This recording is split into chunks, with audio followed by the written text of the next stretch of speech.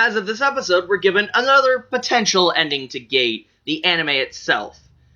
I've theorized before in previous reviews about how it could end with like a final negotiation and the peace between the Empire, or even it could be a cliffhanger and a potential season 3 to Gate, which I would love, but I'd also hate the cliffhanger because I don't want to wait for another season. And we learn the Gate closes in this episode. Okay, first of all, that sucks because that means Japan gets separated from the special region. It was an advantage Japan has because of all the resources it has that it can't get off of its own island, its land and everything. Secondly, we're cat people for Japan people. Alright, let's just talk about the history of the special region and the Gate itself. Apparently, the elves were the original race, the species that was here before any other things. The Gate opens every couple hundred of years, or even a millennia sometimes. It goes dormant, and it goes through these cycles of opening and closing, and every time it opens, new species come through, and they either interbreed or fight with the current, races living there. You have dwarves, elves, animal people, humans, with humans being the most recent and everything, and they live there, and the Gate closes, sealing them off from their old world. So that kind of confirms there's multiple worlds out there, the multi-world kind of thing. Okay, first of all, that is fucking cool. Secondly, does that mean Gate the anime is going to finish with the Gate closing and potentially sealing Itami and the Japanese self-defense force that are in here from Japan and making them live here? Or is there going to be some sort of sign and having everyone that's Japanese and everything pull back, effectively sealing Rory, Lele, Tuka, and everyone in the special region from Itami? That's tragic alone. Or is Rory, Lele, Tuka, and all that going to come with them? There's that potential, making that world more diverse, the Japanese world, our world, more diverse. I really don't hope it ends like that. Okay, first of all, it would be cool, but it's gonna be tragic as fuck. I really do like how we got the focus on the Gate for once. I mean, it was always just there. We never actually learned about it, or where it came from, or how it came to be, or what its cycle is.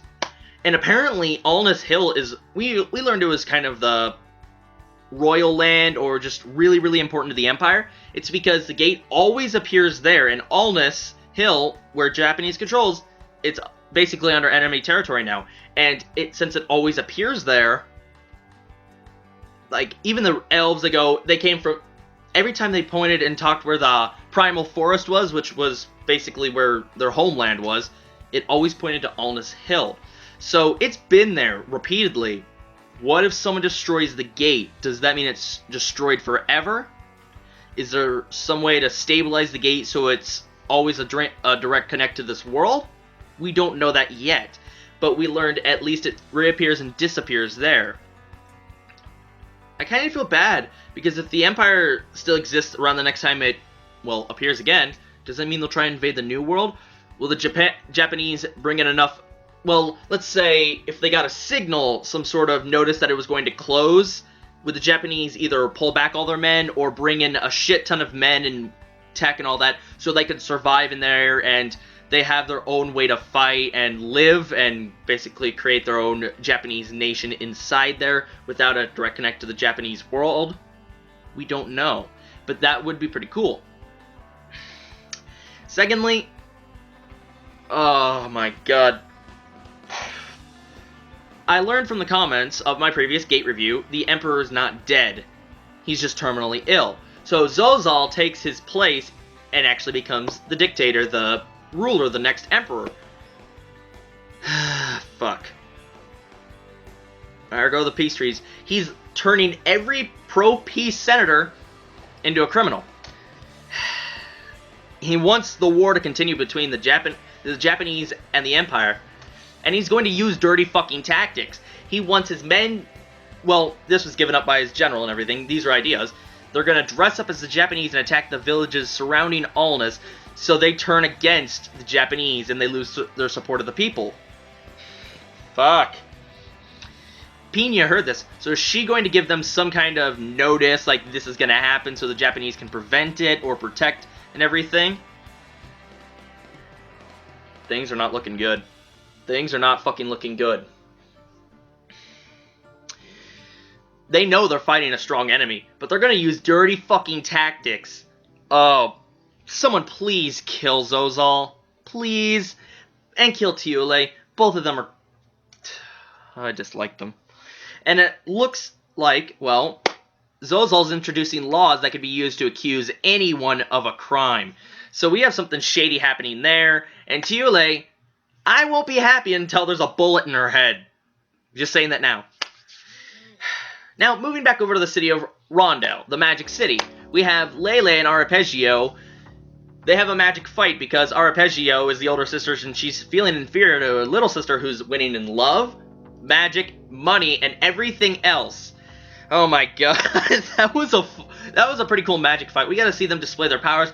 And apparently, like, Arpeggio's magic is, like, mineral magic, so she can use minerals as a catalyst to perform spells. Pretty cool alone. And it seems like she's going to be accompanying Itami's squad while he goes and searches for resources because, well, mineral magic. Yada, yada, yada.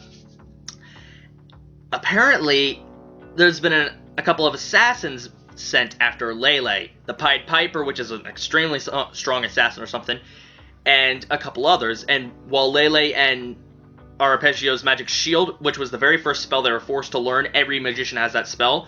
Well, that was turned red and shattered and everything. It was a battle of breaking whose shield first, and it ended in a tie between their sisterly fight because Arpeggio challenged her because she felt jealous and inferior.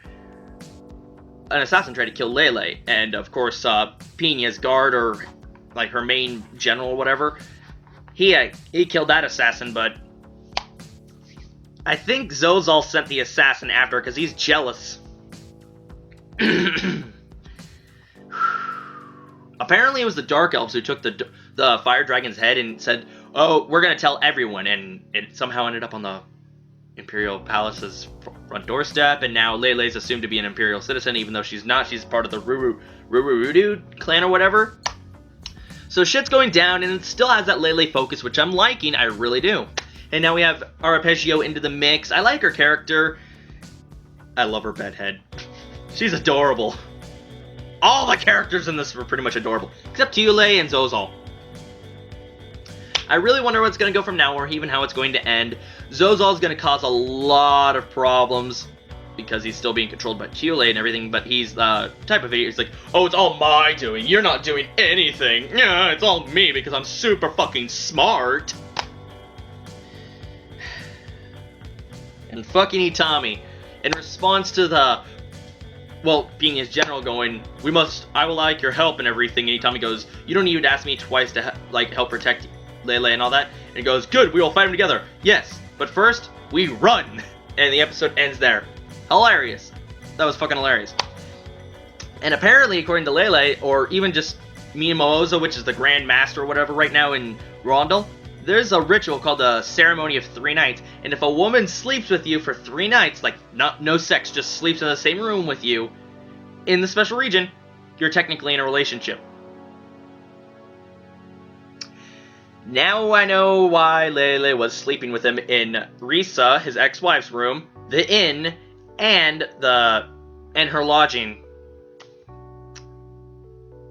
He's in a relationship with Lele now, and Rory's pissed because he hasn't done anything like that with her, and she has like a strange attraction towards him and everything because Rory's best girl. And Tuka, she tried to justify it, saying, "Oh, I've done it with him if that's the case." And Lele responds, "No, it doesn't count because you were insane." So Itami probably should change his Facebook status to complicated. He's in a very complicated relationship. And Arpeggio wanted to marry Itami because he has he's a noble, he has an honorary chieftain in the Dark Elves, he has a lot of money, he basically embodies everything that Arpeggio wants that Lele currently has. Man, I fucking love Gate. So, tell me your thoughts in the comments below. How was the episode to you? Do you like the whole mostly Lele focus? How do you think Gate's gonna end? But if you're a light novel reader, don't tell me how, like, the light novel ends if it's completed. again, tell me if it's blazing through the light novels, or is it adapting them at a good pace? Do we miss out on anything good? Will you guys be satisfied if Queen Thiele ends up with a bullet in her head? Tell me your thoughts. I really appreciate it. Thanks so much for watching. Be sure to check out the links down in the description where you can go and add me on Twitter and Facebook. And go check out Gate episode 19 or season 2 episode 7. 5 episodes left, and it's probably going to get worse. Fuck. Things are not looking good. So yeah, be sure to leave a like, comment, or subscribe for more reviews, reactions, vlogs, talks as usual. This is Outer X Nation here, my lovely community, citizens, and civilians. I sincerely thank you for watching. I really appreciate your comments and discussing with you. Have a good day. Watch lots of anime, read lots of manga. Bye-bye, guys. I'll see you guys in the next review.